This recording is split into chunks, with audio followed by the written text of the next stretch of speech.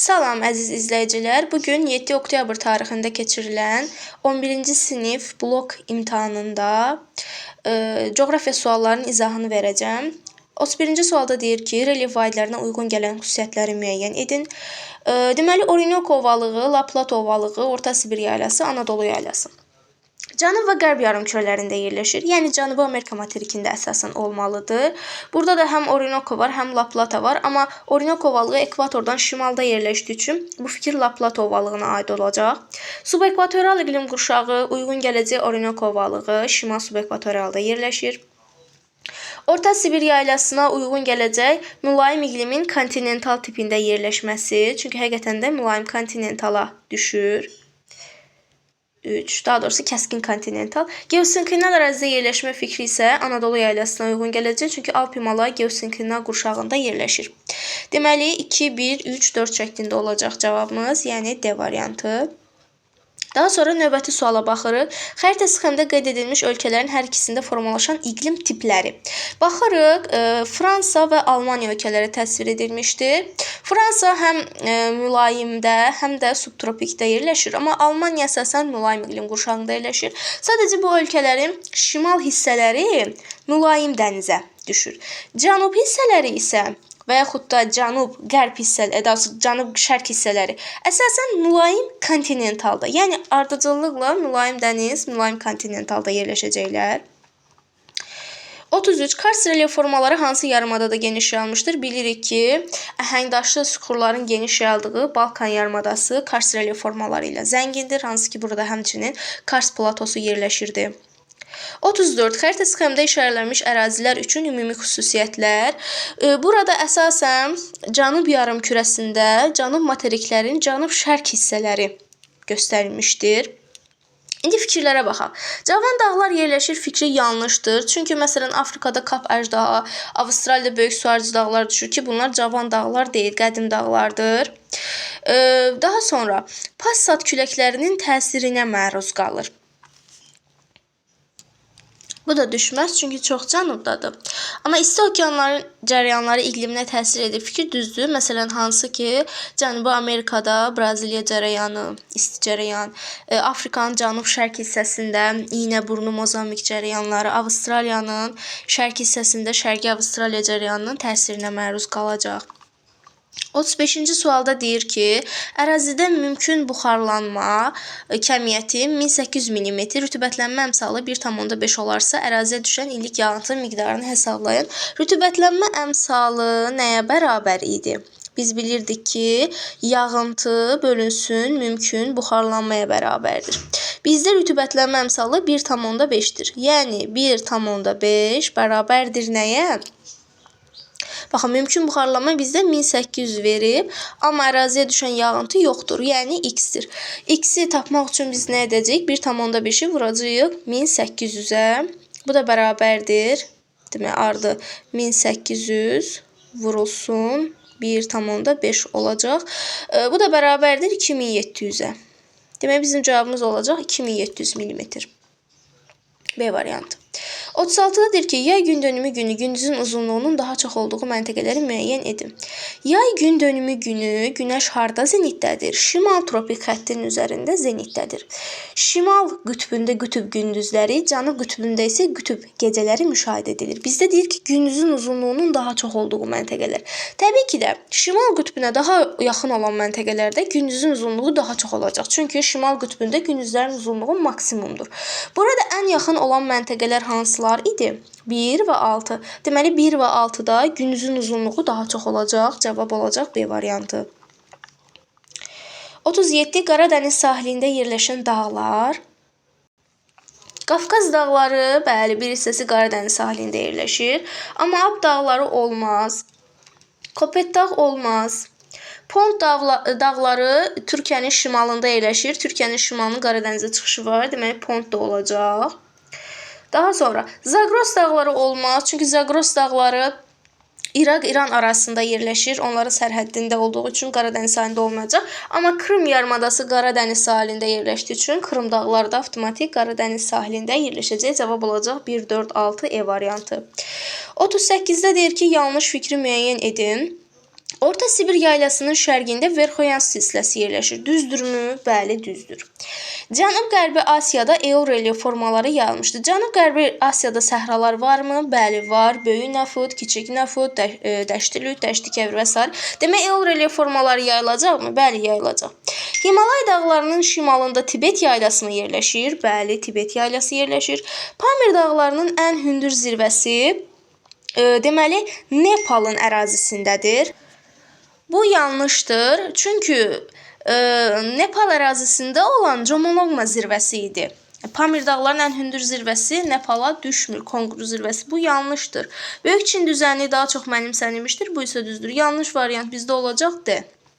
39. Yağıntıların orta illik miqdarı 600-1000 mm olan məntəqələri müəyyən edin. Gördüyünüz kimi illik yağıntının miqdarı olduqca yüksəkdir. Yəni bu ərazilər kontinental ərazilər olmayacaq. Məsələn, biz Abşeron, Qobustan və yaxud da Aran rayonlarına yaxın olan əraziləri burada rahat şəkildə çıxa bilərik. Məsələn, Bərdəyi, Ağcabədini, Tərtəri, Lənkəranda çıxacağıq. Çıxma səbəbimiz odur ki, buradakı yağıntı 1000 mm-dən də çoxdur. Çox Azərbaycan ən çox yağıntı düşən rayonlarındandır. Cavab olacaq Xocavənd, Qusar və Cəlilabad. 40. Afrikanın şimal hissəsinin cənubuna nisbətən daha quraq olmasının səbəbi. Təbii ki, şimal hissəsinin daha geniş ərazi tutmasıdır. Buna görə də geniş ərazidə materik daxili ərazilər də çox olur və daha kontinental olur. Yəni bu fikir düzdür. Günəş şüalarının il boyu böyük bucaqla düşməsi. Yəni həm şimalı, həm cənubda çox böyük bucaq altında düşür. Çünki ekvator xətti Afrikanı tam ortadan bölür. Atlantik okean sahillərindən soyuq okean cərəyanının keçməsi. Əslində bəli, düzdür. Amma cənubunda da materikin Atlantik okean sahilində soyuq cərəyanlar var. Benge cərəyanı məsələn. Qərb küləkləri ilə heç vaxt kontinental iqlim yaratmır. Enən hava axınları da, yəni hər iki hissə daha quraqdır və enən hava axınlarının təsiri nəticəsində bu quraqdır. Amma sırf şimalın cənubdan daha kontinental olmasının səbəbi şimal hissənin daha geniş ərazi tutmasıdır. 41. Böyük Hövzə yaylası ilə Qərbi Avstraliya yaylalarının oxşar xüsusiyyətləri. İsti okean cərəyanlarının təsirinə məruz qalırlar. Xeyr, soyuq okean cərəyanları bura təsir göstərir. Platforma ərazisində mi yerləşirlər? Xeyr, Böyük Hövzə yaylası geosinklinal qurşağa düşür. Qərbi Avstraliya isə deməli platformaya düşür. Məsələn, dağ silsilələri ilə əhatə olunmuşdur fikri sadəcə Böyük Hövzə yaylasına aiddir. Tropik işıqlanma qurşağında yerləşmə fikri isə sadəcə Qərbi Avstraliya yaylasının şimal hissəsinə aiddir. Böyük Hövzə yaylası isə mülayim işıqlanma qurşağında yerləşir. Hər ikisi üçün oxşar cəhət üzvü aləmin kasıb olmasıdır. Çünki əsasən burada səhralar və yarım səhralar quraq iqlim şəraiti hökm sürür. 42.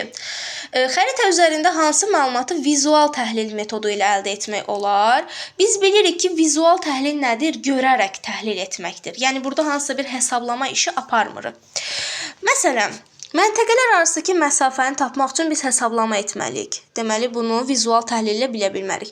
Nisbi hündürlük fərqini bilmək üçün hesablama edirik. Bu da kartometrik təhlildir. Çayların uzunluğunu nə edəcəyik? Hesablayaraq öyrənəcəyik. Bu da kartometrik təhlildir.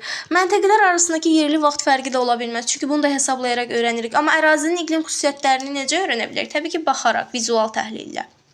43. Eyler-Venn diaqramına uyğun bəndləri müəyyən edin. Aralıq dənizi və Qırmızı dəniz. İndi baxaq. Birinci fikirdədir ki, boğaz vasitəsilə Dünya okeanına birləşir.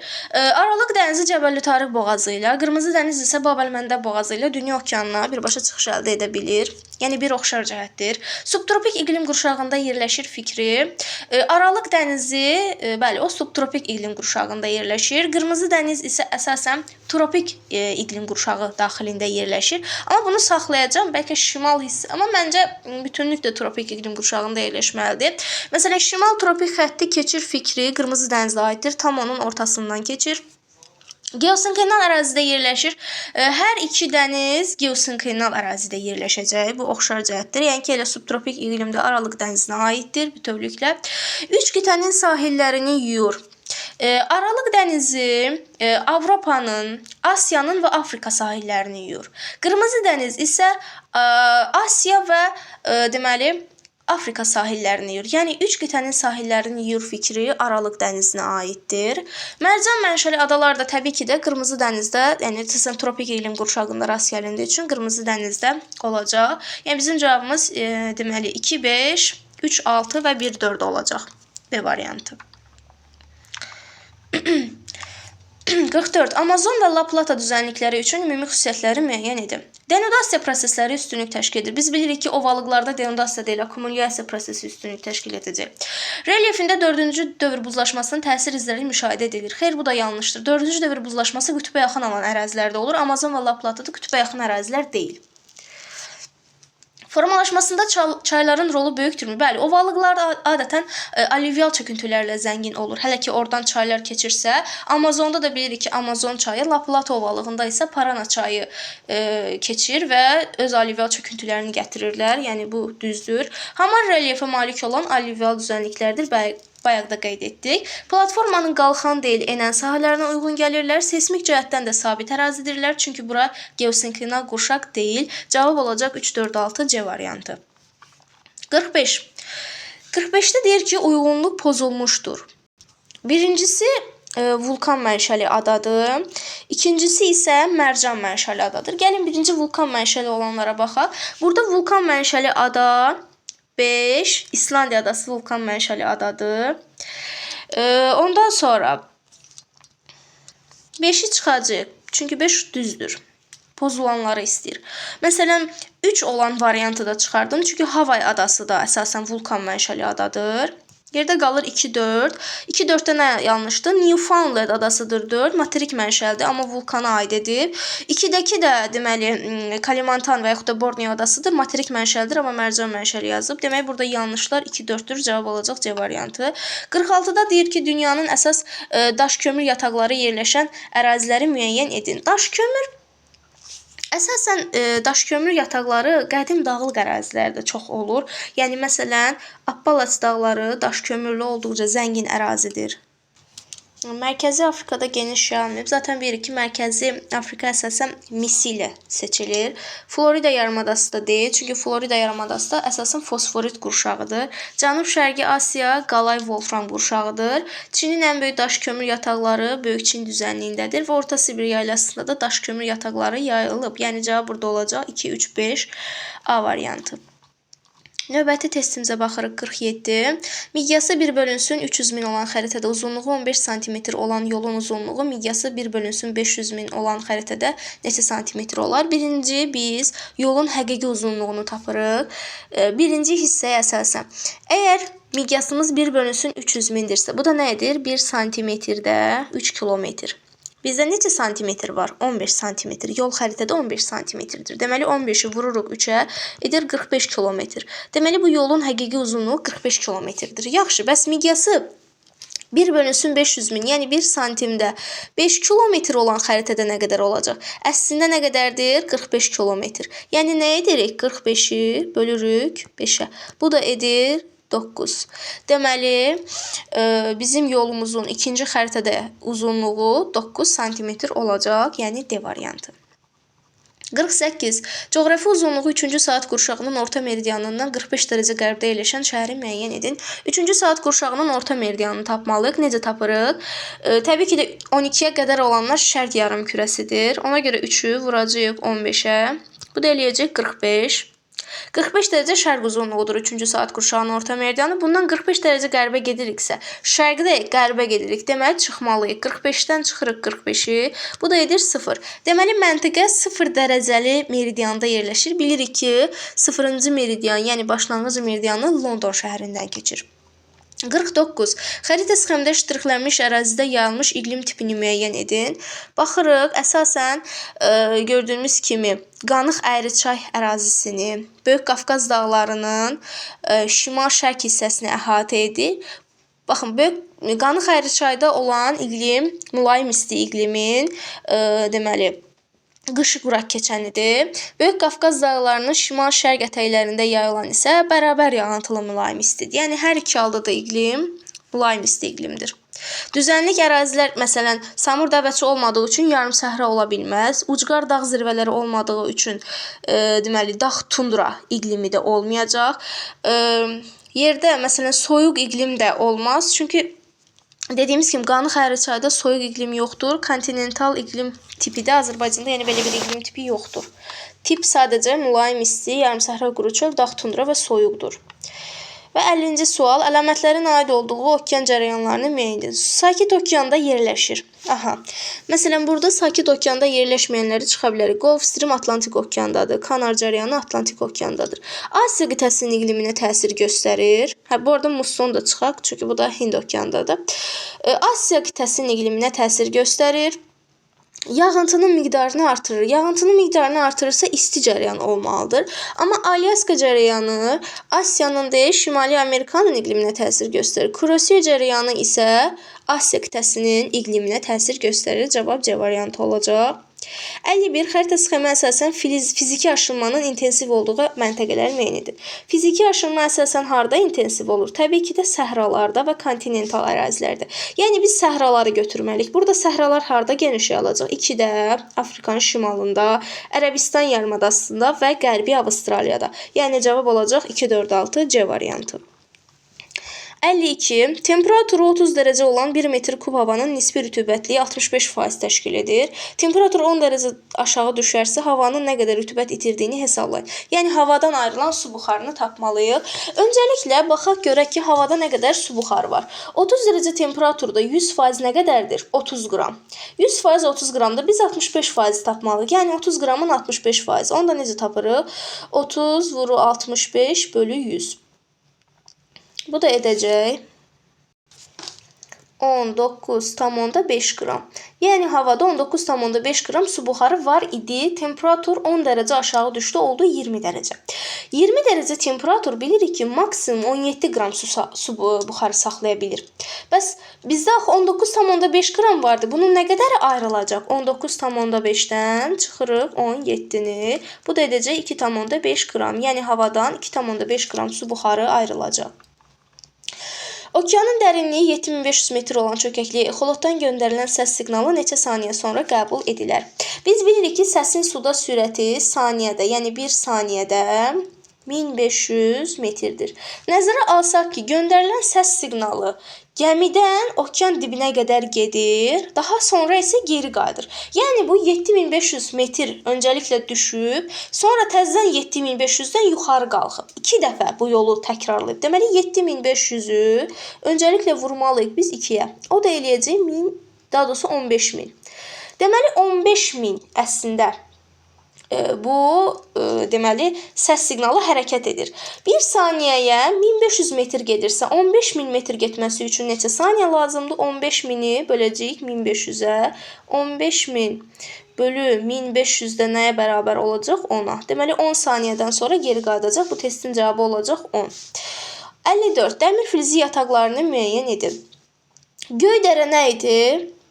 Kəlbəcərdə xromit yatağı, Dəmiroğlu Daşkəsəndə dəmir yatağıdır, Hamamçay Daşkəsəndə dəmir yatağıdır, Ağ yataq Civə yatağıdır və Daşkəsəndə olacaq dəmir yatağı. Kastaq isə dəmir filizi yatağı deyil. 2, 3, 5 olacaq testin cavabı. 55-də deyir ki, Koreya yarımadasına aid olan xüsusiyyətlər. Yağıntıların çox hissəsi ilin soyuq dövründə düşür. Koreya yarımadası musson iqlimində yerləşir. Mussonda bilirik ki, yağıntılar ilin isti dövründə yayda düşür. Yəni, bu yanlışdır. Platforma sahəsində yerləşir. Platforma sahəsində yerləşən əraziləri var, amma fəaliyyətdə olan vulkan yoxdur. Şimal mülayim işıqlanma qurşağında mı yerləşir? Bəli. Yapon dənizi Siam körfəzi deyil, Yapon dənizi və Sarı dənizi ilə əhatə olunmuşdur. Ərazisində musson tipi müşahidə edilir. Bəli, musson iqlim yayılmışdır. 55-də də cavab olacaq 2, 4 və 6. 56-da da deyir ki, doğru fikirləri müəyyən edin. Norveç, Bering, Oxot və Yapon dənizləri bioloji ehtiyatlarla zəngindir. Yəni, burada zəngin balıq növləri var ki, düzdür. Həqiqətən də dünyanın ən böyük balıqçılıq rayonlarındandır. Cənub-Şərqi Asiya ölkələri daha çox şirinləşdirilmiş okean suyundan istifadə edir. Cənub-Şərqi Asiya ölkələri daha çox şirinləşdirilmiş okean suyundan xeyr, bu daha çox Cənub-Qərbi Asiya ölkələri istifadə edir. Namibia sahillərində almaz istisi təbii ki də almaz hasil edilir. Şimal dənizi sahilləri zəngin daş kömür ehtiyatlarına xeyr, daha çox neft ehtiyatları ilə zəngindir. Hazırda Hind okeanı dəniz yük daşınmasında birinci yeri tutur. Birinci yeri tutur Atlantik okeanı. Süveyş və Panama kanalları dəniz nəqliyyatında mühüm rol oynayır. Bəli, hər ikisi olduqca mühüm rola malikdir. 57-ci suala baxırıq. Bir dənə təmizləyim. Deyir ki, uyğunluğu müəyyən edin. A. Materik tipli yer qabığına malikdir. Bu nəyə gedəcək? 1-ə Ərəbistan tavası. Bu arada 1 Ərəbistan, 2 isə Naska tavasıdır. Materik tipli yer qabığı Ərəbistana aiddir. Naska əsasən okean tipli yer qabığına malikdir. Həm materik, həm də okean tipli yer qabığına malikdir. Bu əslində Naska sadəcə okean, Ərəbistan isə sadəcə materik tipli yer qabığına malikdir. Yəni bu formada yazılır bizim dərsliklərimizdə. Amma əslində baxanda Ərəbistan tavasında da dəniz sahili ərazilər müəyyən qədər var. İndi onun nə qədər hissəsi şelfdir, nə qədər hissəsi qranit qata malikdir, o aslını deyə bilmərik. Amma dərsliklərdə Ərəbistana sadəcə materik tipli yer qabığı deyilir. Okean tipli yer qabığı isə olacaq Naska tavası, C. Cənub-qərb istiqamətində hərəkət edir. Biz bilirik ki, Ərəbistan tavası Avrasiya ilə toqquşur. Yəni əsasən şimal və şərq istiqamətdə hərəkət edəcək. Naska tavası isə deməli Cənubi Amerika tavası ilə toqquşur. Yəni Cənubi Amerikaya doğru hərəkət edir, şərqə doğru hərəkət edir. Cənub və qərb istiqamətdə hərəkət etmir. 7-də də deyir ki, Sakit Okean odlu həlqəsinin formalaşmasında iştirak edir. Y isə Naska tavasına aid olacaq. Daha sonra indi keçirik situasiya suallarına. Deyir ki, Bakı və Abşeron yarımadasının palçıq vulkanları qrupu Dövlət Təbiət Qoruğuna daxil olan Otman Bozdağ palçıq vulkanı Azərbaycanın ən iri və ən fəal palçıq vulkanlarından biridir. Vulkan sonuncu dəfə 11 oktyabr 2025-ci ildə püskürmüşdür. Püskürmə güclü alovla müşahidə olunmuşdur. Vulkanın hündürlüyü 400 metrə çatan konus şəklindədir və onun zirvəsində diametri 300 metr olan vulkan krateri yerləşir. Vulkanın dik, yamacları dərin, yarğanlarla parçalanmışdır. Mətndə verilmiş vulkanlara aid olan xüsusiyyətləri cədvəldə yazın. Vulkanın yerləşdiyi tektonik struktur düşür Böyük Qafqaz tektonik qalxmasına. Vulkanın yaratdığı süxurlar, palçıq vulkanlarının olduğu yerdə əmələ gələn süxurlara biz deməli əsasən yəni çökmə mənşəli süxurlar olur. Adətən də gil olur və yaxud da məsələn deyə bilərik ki, palçıq salza da yazıla bilər. Çünki maye halında salzadır. Vulkan püskürəndən sonra səthdə bərkimiş süxur brekçidir. Vulkan yamacında yaranmış relyef formalarının ümumi adı isə əsasən bunlar adlanır kraterlər. Daha sonra mətndə verilmiş vulkan tipini Azərbaycanda yayıldığı əraziləri müəyyən edin. Palçıq vulkanları əsasən Abşeron Qobustanda yayılıb, Cənub-Şərqi Şirvan düzündə yayılıb və bu tip bir neçə vulkanın adını yazın. Hər birinə aid ən azı 3 nümunə. Deməli, bu tipli palçıq vulkanda Keyrəki, Otman Bozdağ, Torağay palçıq vulkanlarını misal göstərə bilərik. Axtarma Paşalıyı göstərə bilərik. Sonra mətndə verilmiş vulkan tipinə aid xüsusiyyətləri cədvəldə yazın. Vulkanların yerləşdiyi ərazilərdə yayılmış faydalı qazıntılar əsasən neft və qaz. Vulkanların təsərrüfat əhəmiyyəti isə əsasən turizmdə, dəri və oynaq xəstəliklərinin müalicəsində geniş şəkildə istifadə edilir.